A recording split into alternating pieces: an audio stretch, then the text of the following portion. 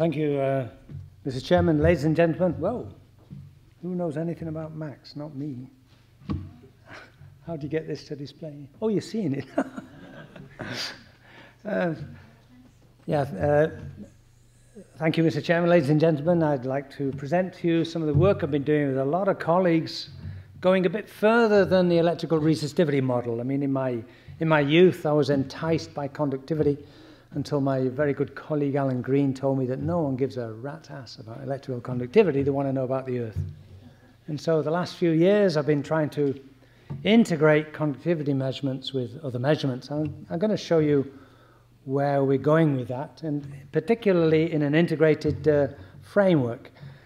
I'm hoping to appeal here to the younger members of the audience because I think this is the future, is an integrated approach. We heard in the last talk a very integrated method. There are some weaknesses with it which were explored in the questions, but still it's a step forward, and I'm going to show you some examples of that. The somewhat not younger members of the audience, perhaps in the words of Tusa Wilson, a well-known architect of plate tectonics, he said, "I like disturbing scientists," so I hope I disturb some of you. The basic take-home message that I want you all to walk away from is that we have got to stop looking at one type of data and making conclusions about the Earth from that. There's every reason to believe, and we saw it quantified in the last talk, that changes in one data type are also commensurate with changes in other data types at the same time. And we have a lot of data that often we ignore, and topography is one of the most important ones. That's critically dependent on the lithosphere thickness. And we have geoid, we have heat flow almost everywhere. I'm going to show you an example of some work that was done in Ireland, and I only picked this because I'm based in Ireland, but I'm sure there's lots of examples around the rest of the world. And this is work done by some 3 seismologists, one of whom's in the audience. Sorry about this rocking. In which they made measurements across Ireland, and on the basis of an event they saw that reduced in depth from south to north, they interpreted lithospheric thickness in a S receiver function that was commensurate with a thinning LAB.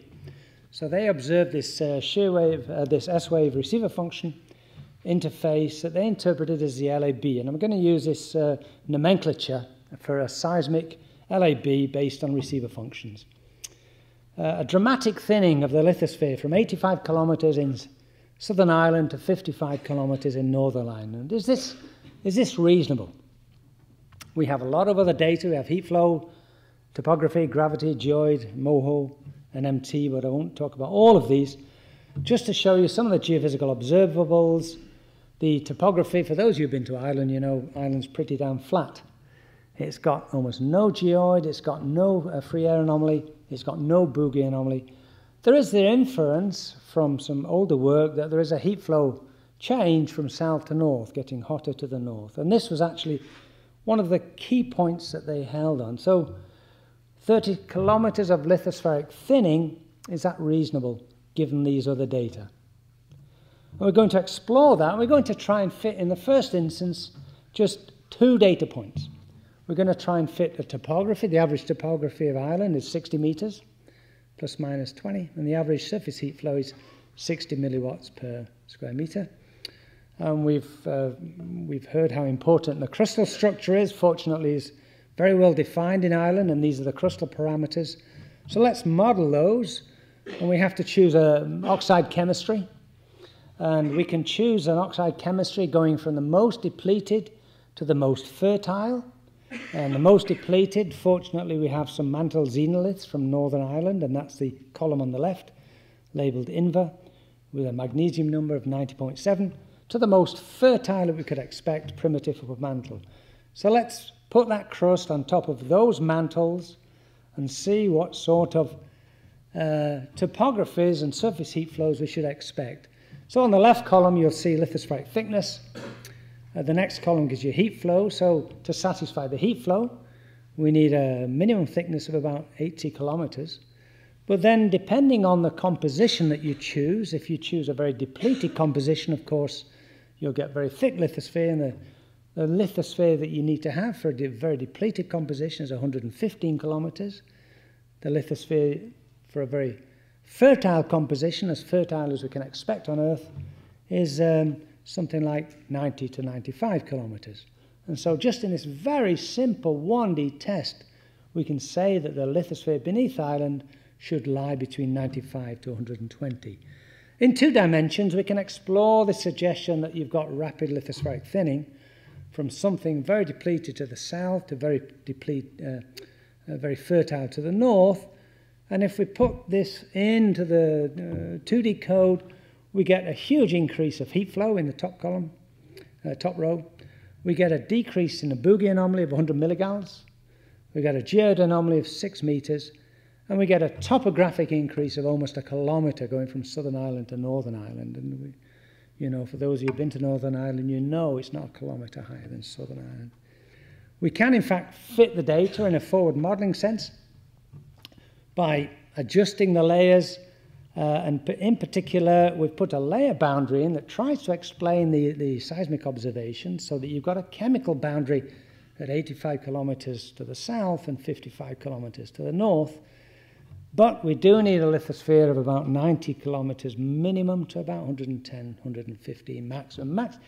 Maximum thinning is about 20 kilometers. And so in conclusion, I'm afraid those seismologists, by labeling their event, the LAB, they made a mistake. And this is what we geophysicists have to be very careful about, is when we label our events. We shouldn't do that. We should say we've seen a seismic event and it could be A, B, or C. So I'm going to spend quite a bit of my time in Southern Africa. This is a tectonic map of Southern Africa produced by Sue Webb. Of course, for South Africa, we have a lot of exposure. It's fairly well known. But for the rest of Africa, for Botswana, Namibia, there's a lot of sand cover, sedimentary cover. And so it's based on the magnetic anomaly map for the region. So just remember where the Curie isotherm lies. So this particular tectonic map is a crustal tectonic map. It's not lithospheric scale. In the 1995, 96, 97, there's a wonderful experiment performed by Carnegie, MIT, and people in South Africa, a component of which was a seismic experiment called SASE, Southern African Seismic Experiment. I think this is fairly well known by now. When this experiment was going through the Continental Dynamics panel of National Science Foundation for funding in 1995, the review panel wrote, "This is a wonderful experiment, you should add MT to it." And I know that because I wrote that sentence. And so a few years later, we applied for money to do our own experiment, and we got it, referring to the panel's report. This is a body wave tomographic model along the slice, northeast, southwest slice. These are quite well known, and Hans Thibault in particular has pointed out issues associated with body wave tomography. But let's look at it in a relative sense. These indicate very thick lithospheres that the petrologists have problems with. Of course, we have surface wave models as well, and these are much more consistent with the petrological information. So then we did our magnetotelluric experiment from 2004 to 2007, 2008, and we've got now something like 750 MT sites all over Southern Africa. And you can see the MT sites in the various dots. The black dots are the seismic sites. I'm not going to show you the data, of course, but I will show you some information that we can extract, approximate information, and then models. And this is a resistivity image. It's not a model, it's an image, taking the data and applying some techniques. And so the blues are very high resistive regions, reds are very conductive regions, and the outlines, the black outlines, are the outlines of the tectonic map of Southern Africa. And in the main, you can see the reasonable consistency between cratonic regions and the cratons, also cratonic regions and high resistivity regions, and mobile belts and low resistivity regions. The other thing that's plotted on that map are the three coloured dots. The red dots are diaminiferous kimblites, the green dots are non-diaminiferous kimblites, and the white ones are unknown. That means unknown to me in as much as somebody knows but they're not telling me. Now, the point about diamondiferous kimberlites is we know that diamonds come up there. The graphite diamond stability field is at about 155 kilometers in southern Africa. If you've got diamonds, you've got to have a lithosphere that's roughly 175 kilometers or thicker. And so this is a real strong piece of information. These kimberlites vary in age, of course, the youngest being about 65 million years ago, but we know where those reds are. We have lithosphere that's 175 kilometers or thicker. Greens may or may not, but the implication is that you've got thinner lithosphere, thinner than about 150 kilometers. You've got to be careful. There's one particular dot here, this one, right on the border of Botswana, Namibia and South Africa. That one was actually brought in by the unscrupulous operators of the kimberlite to try and boost their stock. So that's known as a bicycle diamond.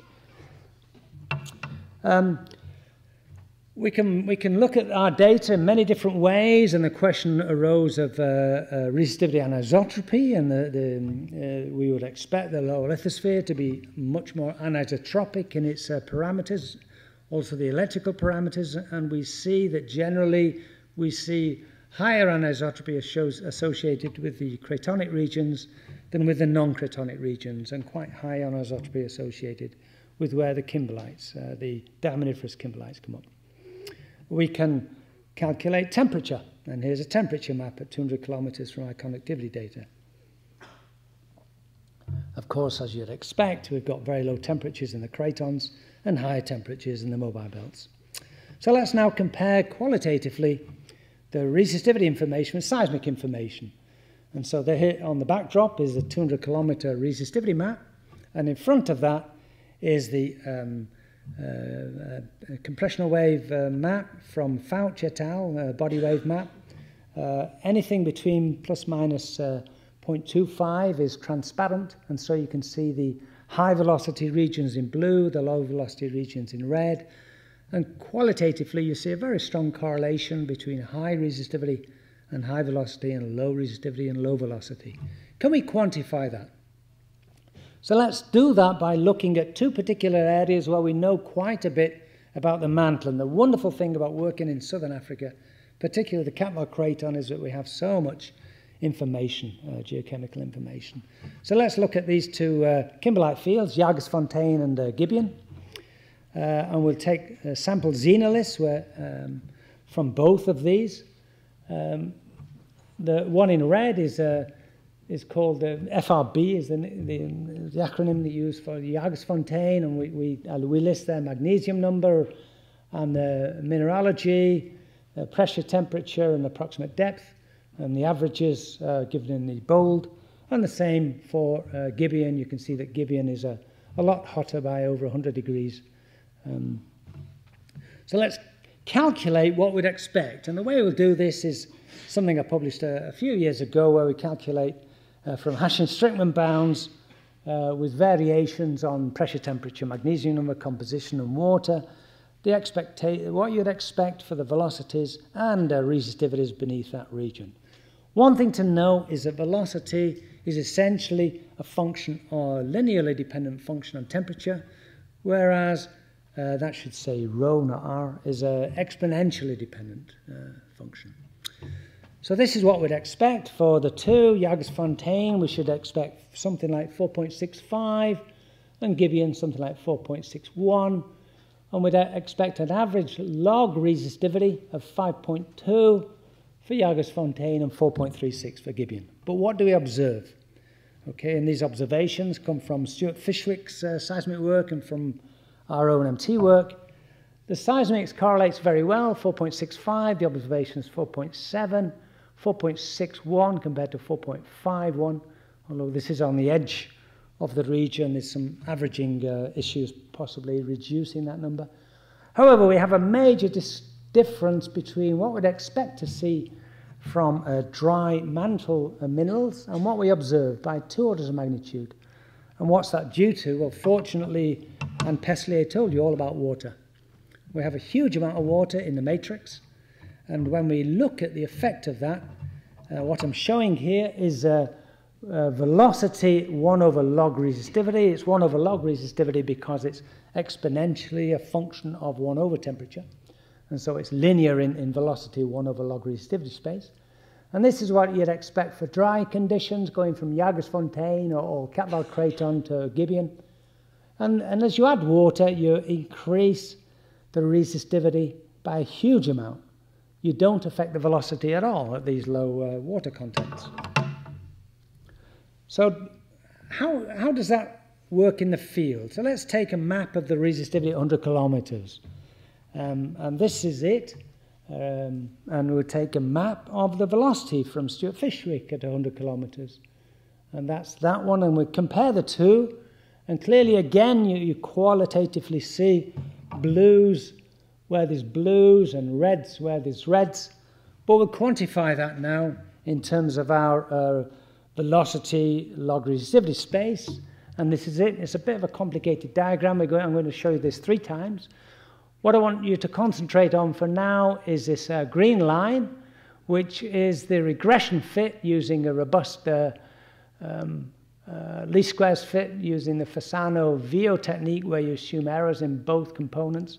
And so here we have an equation with a correlation coefficient of 0.7 relating log resistivity to velocity. So if we know the resistivity, we can predict the velocity. How well does this work? So here's the actual velocity, and here's the predicted velocity using that equation. And you can see it works fairly well in most places, except some places where it doesn't. We know we've got introduction of conducting material in this region because of Bushveld magnetism.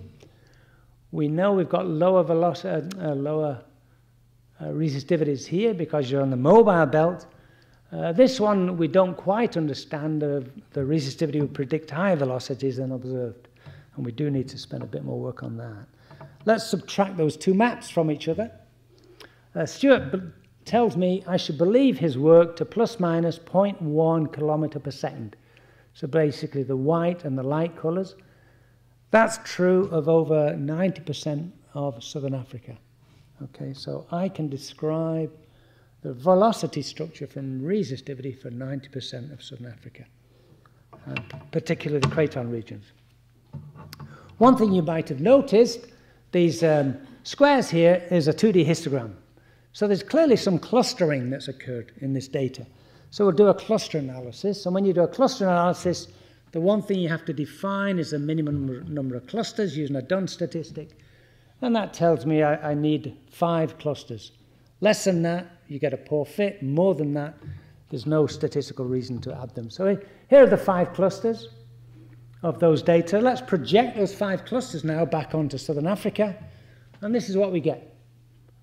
And what you see, it blew me away when I saw this, was that there's actually a tectonic correlation. We've got these black ones, which is a high velocity but variable resistivity. So you've got cold but variably wet Katwijk Craton. Then you have the red ones, which are high velocity regions but low resistivity. So these are cold but very wet. We've got a lot of water in the olivine, and that's in central Botswana. You have the blue ones, which is the Angola Craton. Moderate velocity but very low resistivity.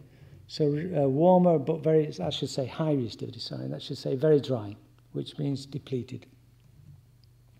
The green ones, low velocity and very low resistivity, warm, very wet, so very fertile in the Rehoboth Craton. And then the purple ones, low velocity and moderate resistivity in the Damara Belt, the Pan-African Damara Belt. And the final thing you can do is calculate the water content. So this is the dry conditions. And as you move to the right, what you're doing is introducing water. So all of these points represent water in the matrix.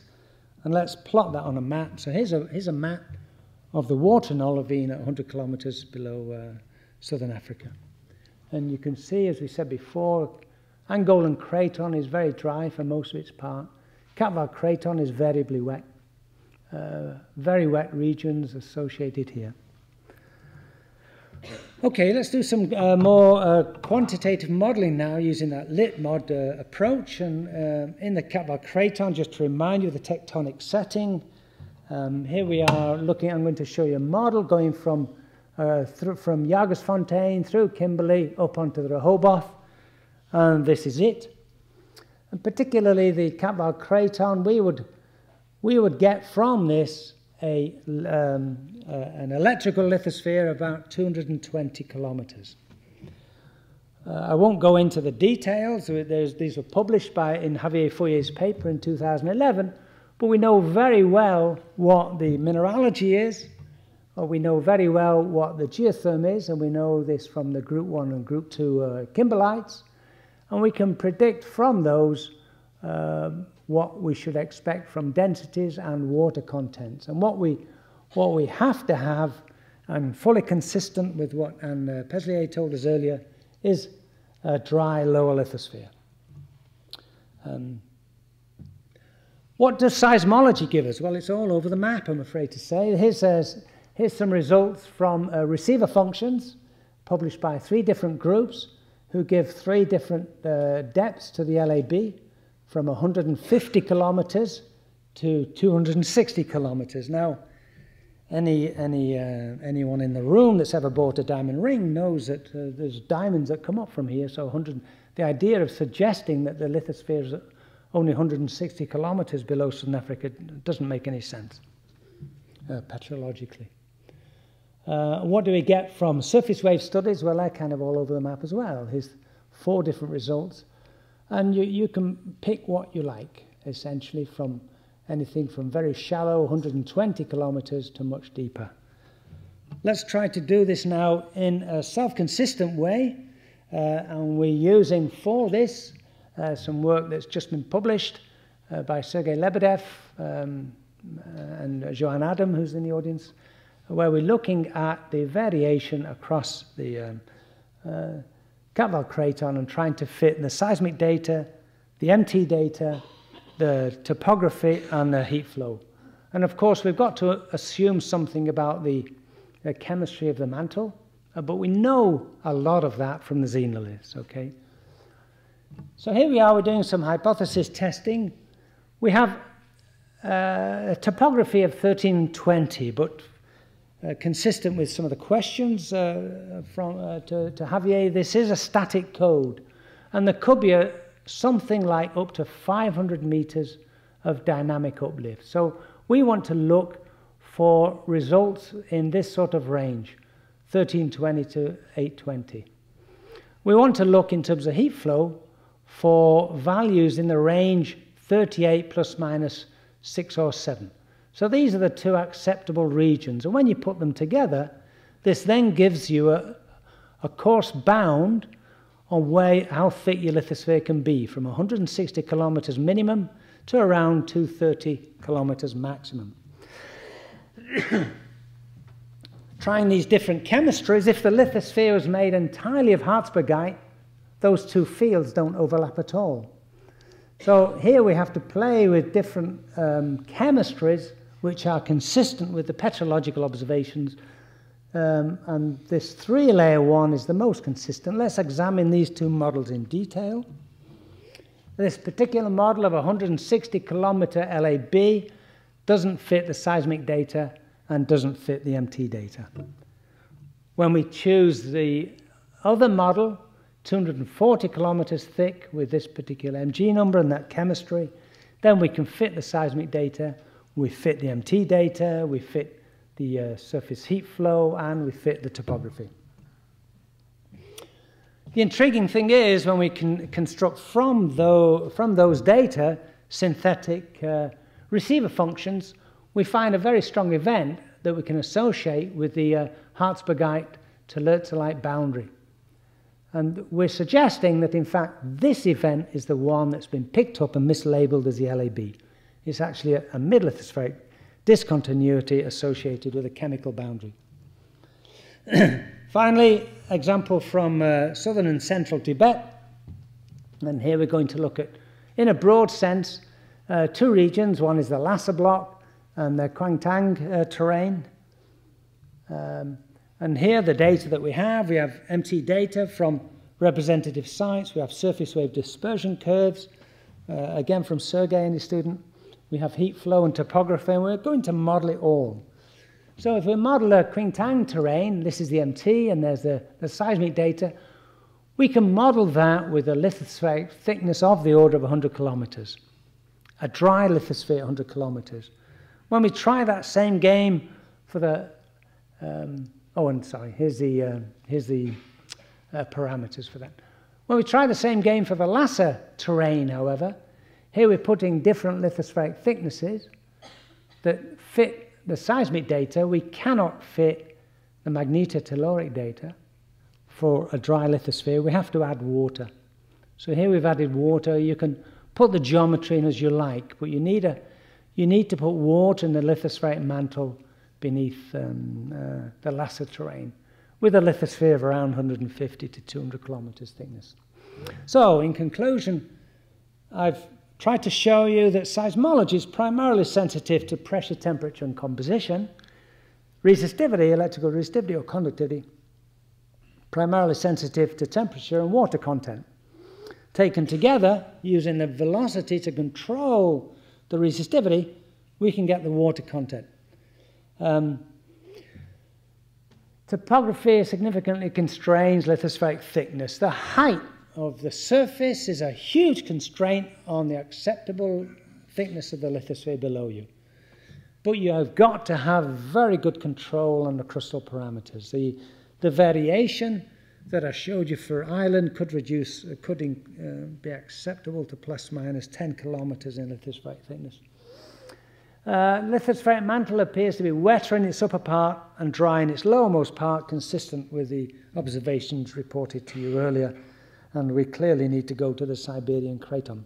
Again, the take-home message: stop looking at only one type of data. You've got to work. The Earth is a single physiochemical system, and look at all the data that's available to you. And the best approach to use is one that models all the data in a thermodynamically self-consistent manner and is based on petrology and geophysics. Thank you.